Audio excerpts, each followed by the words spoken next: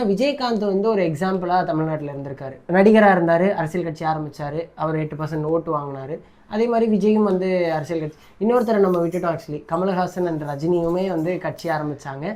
But என்ன ஆச்சு அப்படின்றத எல்லாருமே நம்ம பார்த்தோம். அவரோட எம்பி சீட்டுக்காக அவர் வந்து திமுகவுடைய இணைஞ்சிருக்காரு. இப்போ ரஜினி பிராங்க் தான் பண்ணாரு, அவர் கட்சியில ஒன்றும் ஆரம்பிக்கல. ரெண்டாவது இன்னொன்று நான் அதில் என்ன சொல்ல விரும்புகிறேன் அப்படின்னா, நீங்கள் விஜயகாந்தை சொல்கிறீங்க, கமலஹாசனை சொல்கிறீங்க, எம்ஜிஆர் சொன்னீங்க. பட் ஆனால் சென்ட்ரல் இந்த டிஆர், சரத்குமார், பாக்யராஜ் எல்லாருமே வந்து கட்சி ஆரம்பிச்சாங்க. பட் நம்ம வந்து என்னன்னு பார்த்தோம்னா, இங்கே வந்து ஸ்ட்ராங்காக ஒரு விஷயத்த வந்து மக்கள் மத்தியில் மக்களுக்கு தேவையான பிரச்சனைகளை யார் பேசுகிறாங்களோ அவங்க தான் வந்து ஆட்சியாளர்களாக மாறினாங்க. விஜயகாந்த் வந்து இப்படி அவர் ஒரு பெரிய எக்ஸாம்பிளாக நம்ம எடுத்துக்கலாம். எதிர்கட்சி தலைவர், அதாவது ஜெயலலிதாவுக்கு எதிர்கட்சி தலைவர் ஆகிற வரைக்குமான ஒரு தகுதி வந்து விஜயகாந்த் இருந்தது. அவ்வளோ ஸ்ட்ராங்காக வந்து மக்கள் மத்தியில் அவர் இருந்தார்.